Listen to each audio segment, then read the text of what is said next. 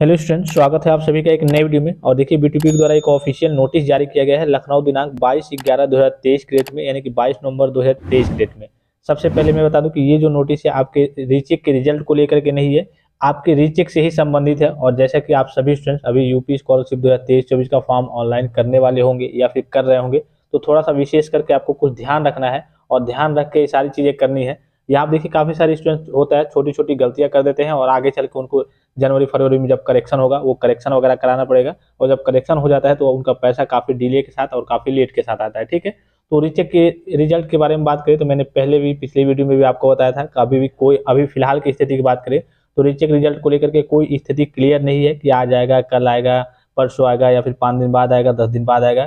काम अंतिम चरण में था, अभी वही काम अभी आपका कंप्लीट हो रहा है। उसके बाद से जैसे कोई इन्फॉर्मेशन मिलती है रिजल्ट की रिकॉर्डिंग, मैं आपको तुरंत टेलीग्राम के माध्यम से या फिर वीडियो के माध्यम से इन्फॉर्म कर दूंगा। ठीक है, ये नोटिस देख लीजिए। सेवा में प्रधानाचार्य निदेशक परिषद से संबंध समस्त निजी क्षेत्र और पीपीपी मोड के अंतर्गत संचालित संस्थाओं को ये नोटिस जारी किया गया है। अब इस नोटिस में कहा क्या गया है और आपके लिए क्यों, खास करके जो बच्चे रीचेक का फॉर्म भरे हैं उनके लिए क्यों महत्वपूर्ण होने वाला है, वो भी सारी चीजें मैं आपको बताऊंगा। और ये आपको गलती बिल्कुल भी नहीं करनी है, काफी सारे स्टूडेंट्स अभी गलती कर भी दिए हैं। तो सबसे पहले यहाँ देखिए विषय छात्रवृत्ति शुल्क प्रतिपूर्ति 2023 के अंतर्गत नए संस्थानों को छात्रवृत्ति मास्टर डाटा में सम्मिलित होने के संबंध में। तो ये पूरी चीजें मैं आपको नहीं पढ़ के बताऊंगा, मेन एक तरीके से नॉर्मल भाषा में अगर समझे, जैसे आप स्कॉलरशिप का फॉर्म भरते हैं तो जो फाइनल प्रिंट आउट निकलता है तो ले जाकर के क्या करते हैं, कॉलेज में अपने सबमिट करते हैं।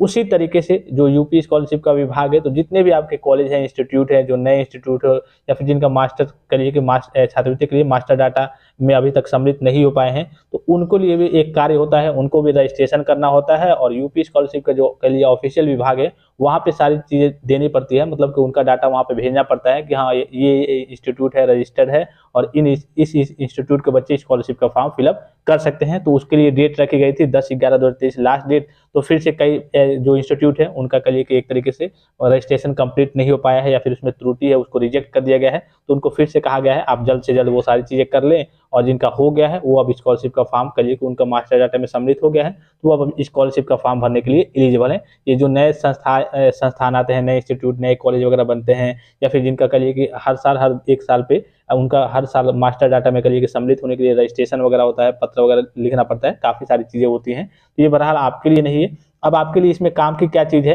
तो जितने भी स्टूडेंट्स यूपी स्कॉलरशिप का फॉर्म रिन्यूअल करने वाले हैं, यानी कि भरने वाले हैं या फिर कहिए कि यूपी स्कॉलरशिप ऑनलाइन करने वाले हैं, तो उनमें एक प्रकार के जो बच्चे कहिए कि रीचेक का फॉर्म भरे हुए हैं उनको अभी स्कॉलरशिप का फॉर्म फिलअप नहीं करना है। विशेष करके सभी स्टूडेंट्स ध्यान देंगे। काफ़ी सारे मेरे पास भी जितने भी स्टूडेंट्स हैं, काफ़ी सारे स्टूडेंट्स ने करा लिया है, जो पिछला उनका रिजल्ट आया था। और जो आप रिन्यूअल करते हैं उसमें मेन चीज़ें यही मांगी जाती हैं। रिन्यूअल करते समय आपके जो एडमिशन की डेट रहने वाली है, कितना फीस लगा था इस बार, और इसके अलावा गत वर्ष का परीक्षा फल, यानी कि गत वर्ष में आप पास हैं या फिर फेल हैं। तो जाहिर सी बात है आपका रिजल्ट आया था, आप पास हैं, आपने 1-2 में रीचेक का फॉर्म भरा था और आप सोचेंगे चलिए वो तो क्लियर हो जाएगा या फिर नहीं भी होगा तो हम स्कॉलरशिप का फॉर्म तो रिन्यूअल अभी कर ही सकते हैं। लेकिन अभी आपको रिन्यूअल नहीं करना है, क्योंकि जब आपका रिजल्ट आएगा, तो जब आपका रीचेक का रिजल्ट आएगा तो उसमें कुछ नंबर बढ़ेंगे या फिर घटेंगे, और उसी हिसाब से आपको रिन्यूअल करते समय गत वर्ष के परीक्षा फल में आपको वो डाटा भरना होगा।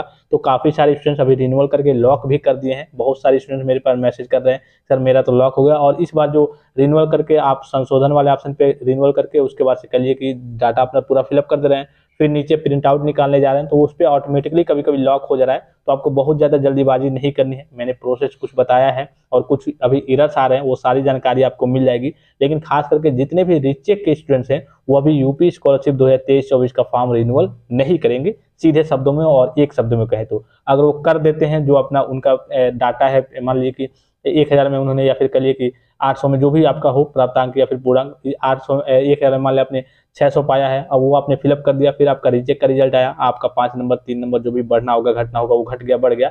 फिर आपका जब डाटा मिलान होगा, अगर गड़बड़ पाया जाएगा तो आगे चल के आपका फॉर्म रिजेक्ट भी किया जा सकता है या फिर बाद में आपको करेक्शन कराने की नौबत पड़ सकती है। तो अभी आपको रिन्यूअल बिल्कुल भी नहीं करना है जितने भी रीचेक के स्टूडेंट्स है। रही रिजल्ट की स्थिति और स्कॉलरशिप की डेट, तो स्कॉलरशिप की डेट आपके दिसंबर के लास्ट तक है, तब तक आपका बहुत, अब लगभग मान के चलिए 5 दिन 10 दिन, अभी कुछ कहा नहीं जा सकता हूँ, मैंने शुरू में भी कहा कि अभी रिजल्ट को लेकर के कोई स्थिति क्लियर नहीं है, कोई जानकारी नहीं है, कोई अपडेट नहीं है। जैसे ही कोई जानकारी मिलती है मैं आपको इन्फॉर्म कर दूंगा, लेकिन अभी आपको स्कॉलरशिप का फॉर्म रिन्यूअल नहीं करना है। आशा करता हूँ कि ये जानकारी आपको समझ में आई होगी और अच्छी लगी होगी। ये आपके कल एक विभाग द्वारा यानी कि B2P के द्वारा ऑफिशियल नोटिस ये जारी की गई थी। तो फिलहाल इस वीडियो में इतना ही, इजाजत दीजिए। धन्यवाद, थैंक्स फॉर वॉचिंग। मिलते हैं नेक्स्ट वीडियो में।